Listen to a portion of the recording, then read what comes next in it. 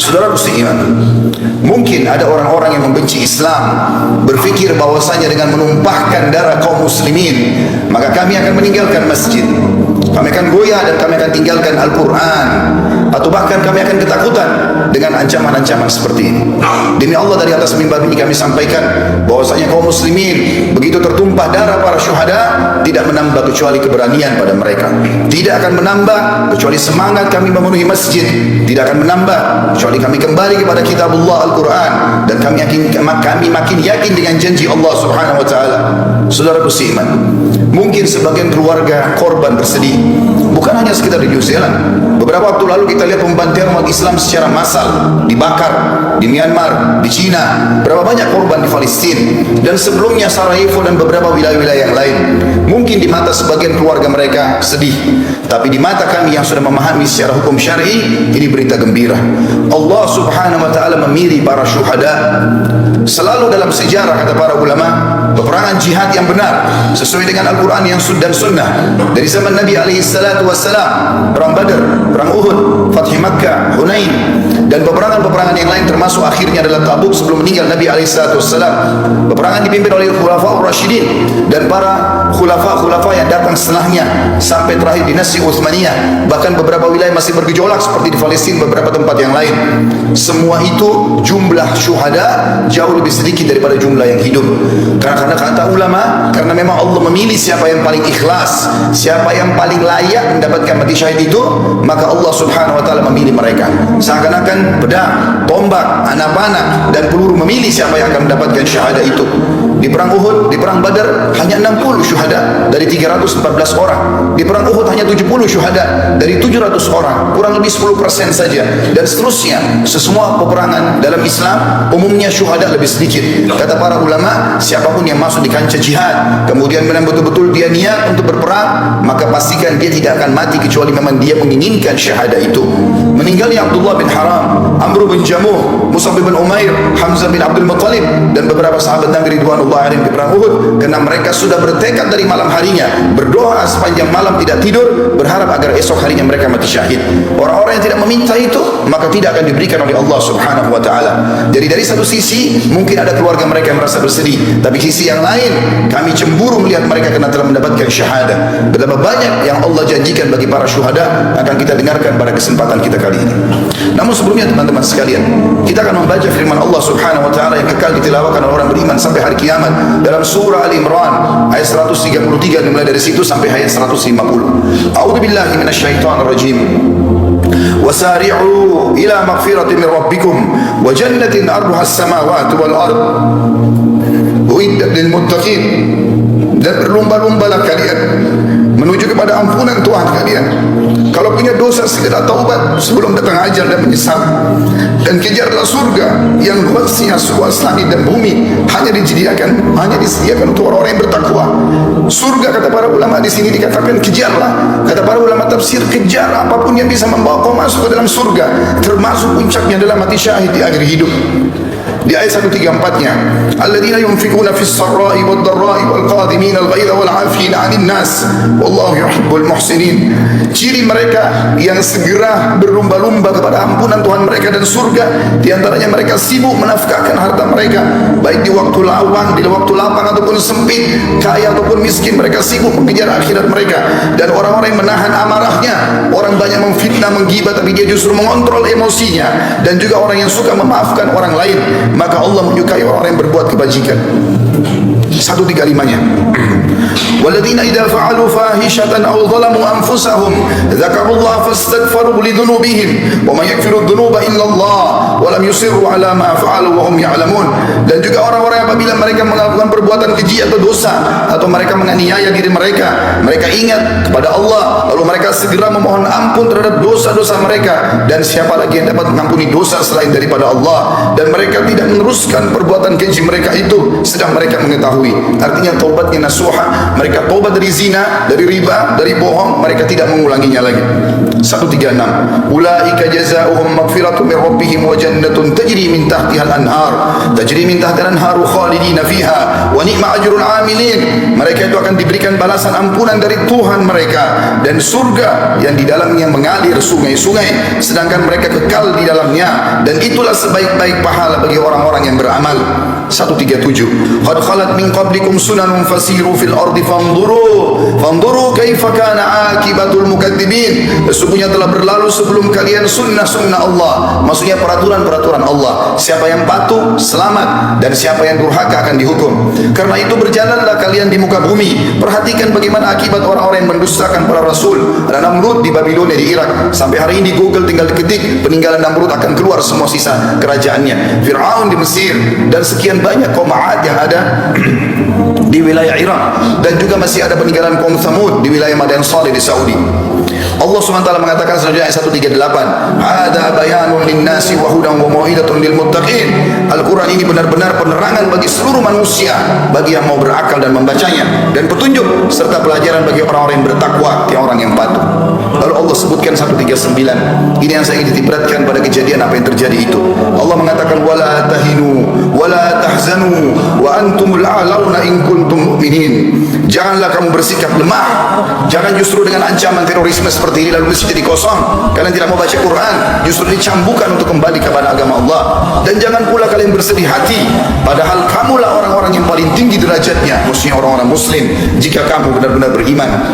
Allah mengatakan 140-nya, iyamsaskum karhun faqad massal qauma karhum mithlu wa tilkal ayyamu nudawiluha bainan nas wa liya'lam Allahu alladhina amanu wa yattakhidha minkum syuhada wallahu la yuhibbul zalimin.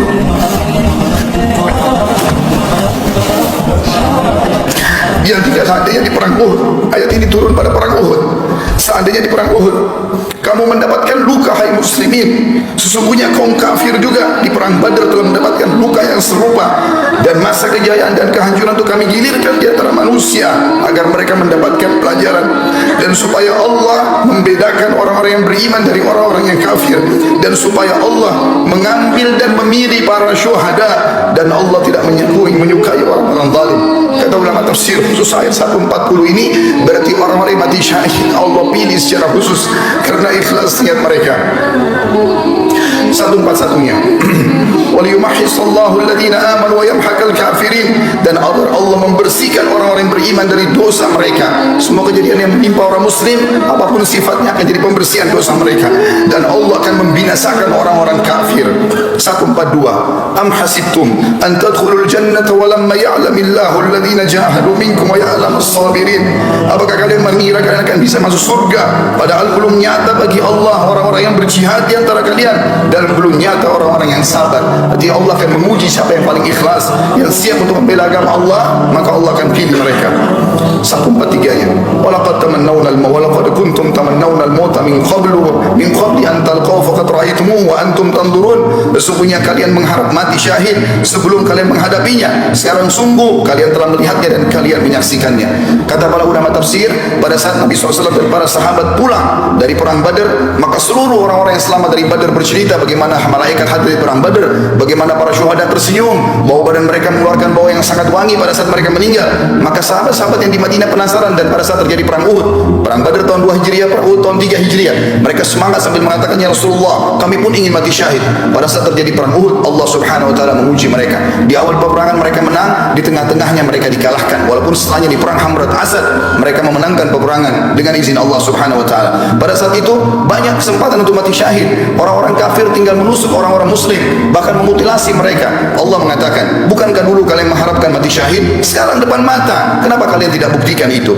Lalu Allah mengingatkan 144-nya, tidak ada keraguan bagi seorang muslim apa yang dijanjikan oleh Allah dan Rasulnya. Wa ma Muhammadun illa rasulun qad khalat min qablihi rusul afa in mata aw qutila qalabtum ala aqabikum wa may yanqalib ala aqibihi falan yadurrallaha syai'a wa sayajzillahu syakirin. Muhammad itu tidak lain hanya seorang utusan Allah. Sungguh telah berlalu sebelumnya beberapa orang utusan.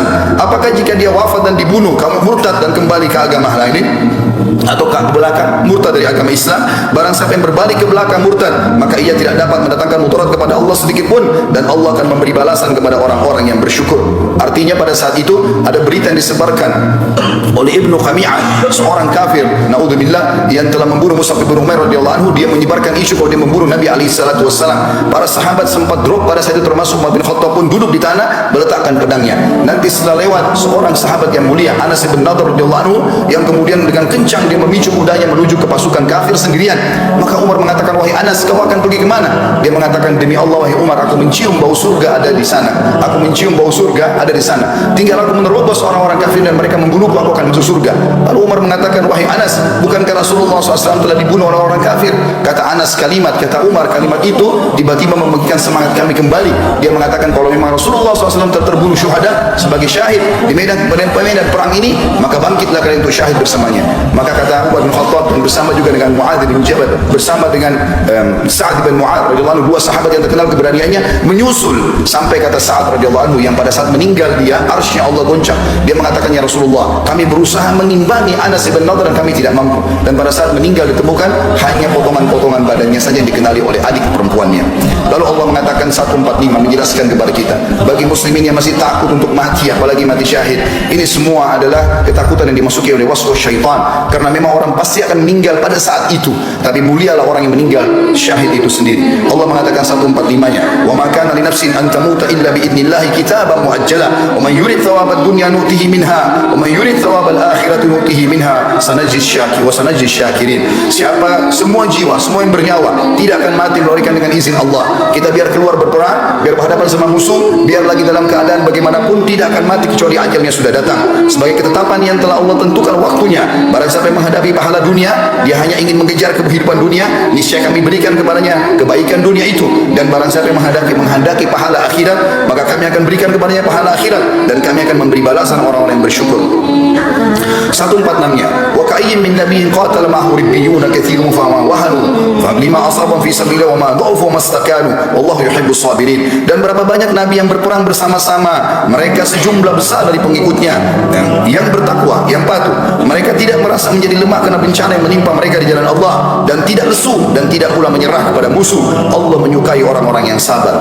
147-nya, wa ma kana qaulahum illa an qalu rabbana ighfir lana dhunubana wa israfana fi amrina wa tsabbit aqdamana wansurna 'alal qaumil kafirin. Ini doa yang dianjurkan dibaca dari zaman Nabi SAW sampai hari kiamat nanti bagi orang-orang mukmin yang sedang diuji. Tidak ada doa mereka pada saat mereka sedang menghadapi musuh, menghadapi cobaan, kecuali mereka mengatakan, ya Tuhan kami, ampunilah dosa-dosa kami. Artinya kalau kami takut, berarti ampuni dosa kami itu ya Allah, dan tindakan-tindakan kami yang berlebih-lebihan dalam urusan kami, dan tetapkanlah pendirian kami, dan tolonglah kami terhadap orang-orang kafir. 148, fa'atahumullahu thawabad dunya wa husna thawabil akhirah wallahu yuhibbul muhsinin. Karena itu Allah memberikan kepada mereka pahala di dunia dan pahala yang baik di akhirat, dan Allah menyukai orang-orang yang berbuat kebaikan. 149-nya, ya ayyuhalladzina amanu in tuti'ul ladzina kafaru yaruddukum ala aqabikum fatanqalibu khasirin. Hai orang-orang beriman, andai saja datang kepada kalian teror, ancaman, apa saja, jika kalian mentaati orang-orang kafir itu yang tadinya mau menanamkan rasa takut di tengah-tengah umat Islam, niscaya mereka akan mengembalikan kalian kepada kekafiran, lalu jadilah kalian orang-orang yang rugi. 150-nya, balillahu maulakum wa huwa khairun nasirin. Tapi ketahuilah, ikuti Allah saja. Allah sebaik-baik pelindung dan dia sebaik-baik penolong. Kita tutup dengan 151-nya yang Allah berfirman, sanulqi fi qulubil ladzina kafaru ru'ba bima asyraku billahi ma lam yunzil bihi sultana wa ma'wahumun nar wa bi'sa mathwal zalimin. Dan akan kami masukkan ke dalam hati orang-orang kafir itu rasa takut disebabkan mereka telah mempersekutukan Allah dengan sesuatu yang Allah sendiri tidak pernah menurunkan keterangan tentang itu. Tempat kembali mereka adalah neraka, dan itulah seburuk-buruk tempat kembali bagi orang-orang yang zalim. Saudaraku seiman, orang-orang yang mati syahid banyak sekali. Bisa mati di medan perang, bisa juga mati dengan cara yang lain. Sebagaimana cukup banyak ditanyakan oleh Nabi SAW dalam hadis Bukhari kepada para sahabatnya, siapa yang kalian anggap orang mati syahid? Maka mereka mengatakan, yang mati di medan perang ya Rasulullah. Kata Nabi SAW, kalau begitu syuhada umatku sangat sedikit. Ketahuilah, siapa yang meninggal kena penyakit perut, siapa yang meninggal kena penyakit taun atau pes, dan siapa yang meninggal karena membela dirinya, membela keluarganya, membela hartanya, maka semua itu dihitung mati syahid.